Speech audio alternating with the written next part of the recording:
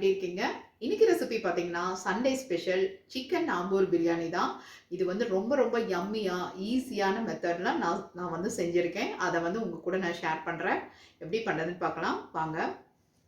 Sunday ஸ்பெஷலாக நம்ம Ambur chicken biryani பண்ணலாம். அதுக்கு தேவையான பொருட்கள்லாம் பார்க்கலாம். பாருங்கள், இஞ்சி பூண்டு விழுது நம்ம எடுத்து வச்சுக்கலாம். இதில் வந்து தனித்தனியாக போடுவாங்க. ஆக்சுவலாக நான் வந்து ரெண்டுமே ஒரே அளவில் நான் செஞ்சது, இது நம்ம வீட்டிலே செஞ்சது தான். அப்புறமா பார்த்திங்கன்னா புதினா கொத்தமல்லியும் பார்த்திங்கன்னா பாதி பாதி அளவுக்கு 1 கப் அளவுக்கு எடுத்து வச்சுருக்கேன். 2 தக்காளி நல்லா ஸ்லைஸ் பண்ணி எடுத்துருக்குது. 2 பச்சை மிளகா, ஒரு ஹாஃப் லெமன் வேணும். ஹாஃப் லெமனுக்கும் கம்மி தான் இது எடுத்திருக்கேன். அப்புறமா பார்த்திங்கன்னா இதில் 2 ஆனியன் வந்து நீட்ட வாக்கில் கட் பண்ணி வச்சுருக்குது. இந்த மாதிரி மிளகா பார்த்திங்கன்னா நம்ம ஒரு மணி நேரத்துக்கு முன்னாடியே ஊற வச்சிடலாம். அப்போ தான் வந்து உங்களுக்கு இது ஃபைன் பேஸ்ட்டாக நம்ம அரைச்சி எடுத்துகிட்டு வரலாம். இது வந்து அதில் அந்த மாதிரி தான் சேர்த்துவாங்க ஆம்பூர் பிரியாணியில். இல்லை அப்படின்னா நம்ம மிளகாத்தூளும் யூஸ் பண்ணிக்கலாம். இப்போ வந்து இதை வந்து நம்ம ஃபைன் பேஸ்ட்டாக அரைச்சி எடுத்துகிட்டு வந்துக்கலாம்.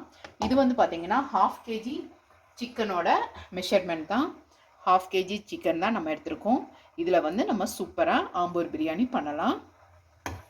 இப்போ நம்ம பிரியாணி செய்ய ஸ்டார்ட் பண்ணலாம். பாருங்கள், இதில் வந்து 1/4 கப் அளவுக்கு நான் வந்து கடலெண்ணெய் ஊற்றிருக்கேன். கடலெண்ணெயில் செஞ்சால் செம்ம டேஸ்டியாக இருக்கும்.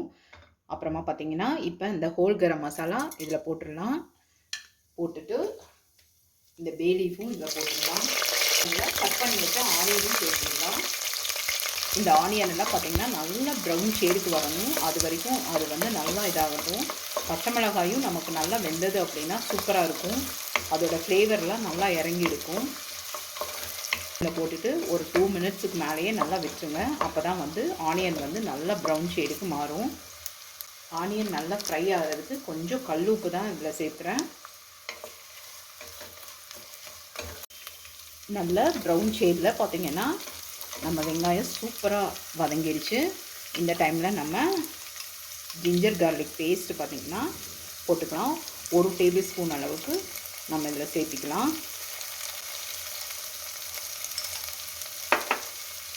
இது கூடவே பார்த்திங்கன்னா நம்ம அரைச்சி வச்ச மிளகாயும் பார்த்திங்கன்னா நம்ம காரத்துக்கு தகுந்த மாதிரி சேர்த்துலாம். நான் வந்து இது நல்லா காரசாரமாக செய்யணும்னு நினைக்கிறேன். அதனால வந்து 2 டீஸ்பூன் அளவுக்கு மிளகாய் பேஸ்ட் வந்து ஆட் பண்ணியிருக்கேன்.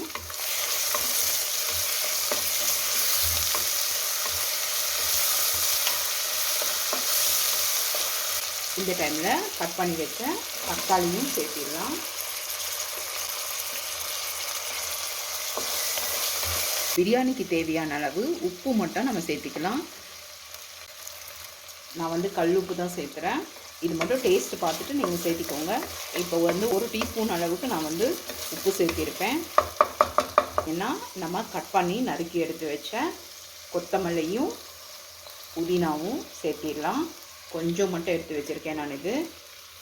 இந்த தக்காளியெல்லாம் நல்லா வதங்கட்டும்.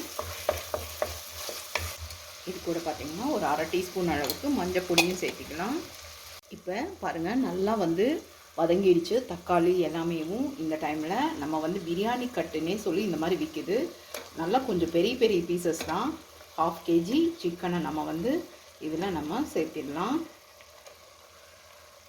இது கூட பார்த்திங்கன்னா ஒரு 1/4 கப் அளவுக்கு தயிரும் நம்ம இதில் சேர்த்திக்கலாம். இதையும் நல்லா நம்ம கலந்து விட்டுக்கலாம். கலந்து விட்டுட்டு இது ஒரு 5 நிமிஷத்துக்கு பார்த்திங்கன்னா மூடி போடாமல் சின்னதாக நம்ம வந்து விசிலெல்லாம் போடாமல் குக் பண்ணி எடுக்கலாம். அப்போ தான் வந்து சிக்கன் வந்து கொஞ்சம் நல்லா வெந்ததுக்கப்புறமா ஒரு பாதி வேக்காடில் நம்ம வந்து அரிசி போட்டு விசில் போட்டோம் அப்படின்னா ஈஸியாக நமக்கு சூப்பராக தம் பிரியாணி மாதிரியே கிடைக்கும். பாதி பார்த்திங்கன்னா நான் வந்து தண்ணி எடுத்து இதில் ஊற்றிருக்கேன். இது வந்து கொஞ்சம் நல்லாவே வேகட்டும். அப்போ வந்து நமக்கு ஈஸியாக இருக்கும். சிக்கன் வந்து நல்லா அந்த மசாலாலாம் பிடிச்சி சூப்பராக இருக்கும். உப்பு காரம்லாம் பிடிச்சி. அதனால தான் இந்த மாதிரி பண்ணுறது. நல்லாவே பாதி அளவுக்கு நமக்கு சிக்கன் வந்து குக் ஆகிடுச்சு. இந்த டைமில் நம்ம ஊற வச்ச ஜீரக சம்பா ரைஸில் தான் இந்த பிரியாணி பண்ணணும். அப்போ தான் சூப்பராக இருக்கும். இது பார்த்திங்கன்னா ஒரு 10 நிமிஷத்துக்கு முன்னாடியே வந்து நான் ஊற வச்சிட்டேன். இதை வந்து நல்லா ஃபில்ட்ரு பண்ணிவிட்டு நம்ம இந்த அரிசியை நம்ம இதில் சேர்த்திடலாம். இந்த டைமில் பார்த்திங்கன்னா ஒரு 1/2 லெமனை வந்து ஸ்க்வீஸ் பண்ணிக்கலாம். இதையும் நல்லா நம்ம கலந்து விட்டுடலாம்.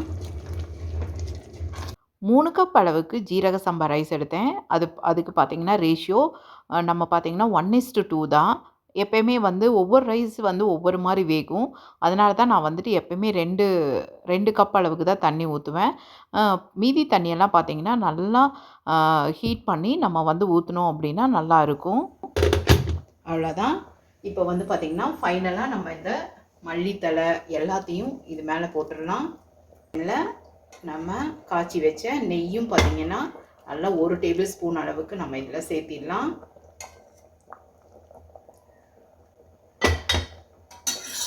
அவ்வளோதான். இப்போ வந்து இது உப்பு மட்டும் இருக்குதா அப்படின்னு சொல்லி சரி பார்த்துட்டு, நம்ம வந்து இதை க்ளோஸ் பண்ணி 2 விசில் நம்ம சுவையான ஆம்பூர் பிரியாணி ரெடி ஆகிடும்.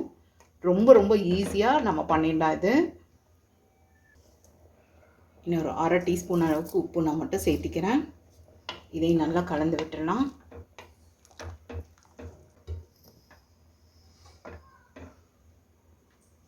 ரெண்டு விசில் நமக்கு வந்து பிரியாணி சூப்பராக ரெடி ஆகிடும். ஃபைனலாக இதில் பார்த்தீங்கன்னா நம்ம ஒரு டேபிள் ஸ்பூன் அளவுக்கு நெய் மட்டும் சேர்த்திக்கலாம். அப்போ தான் ரொம்ப யம்மியாக இருக்கும். இப்போ சர்வ் பண்ணலாம். சூப்பராக ஒன்றோடு ஒன்றும் ஒட்டாமல் நல்லா ரைஸ் எல்லாம் உதிரி உதிரியாக வந்திருக்குது. சிக்கன் கூட பார்த்தீங்கன்னா நல்லாவே வெந்திருக்குது. இது கூட ரைத்தா வச்சு சாப்பிட்றப்ப ரொம்ப ரொம்ப யம்மியாக இருக்கும். ஆம்பூர் பிரியாணி குக்கர்லேயே பண்ணியாச்சு. இந்த ரெசிபி பிடிச்சிருந்ததுன்னா கண்டிப்பாக லைக் பண்ணுங்கள். நம்ம சேனலை சப்ஸ்கிரைப் பண்ணுங்கள். தேங்க்ஸ் ஃபார் வாட்சிங்.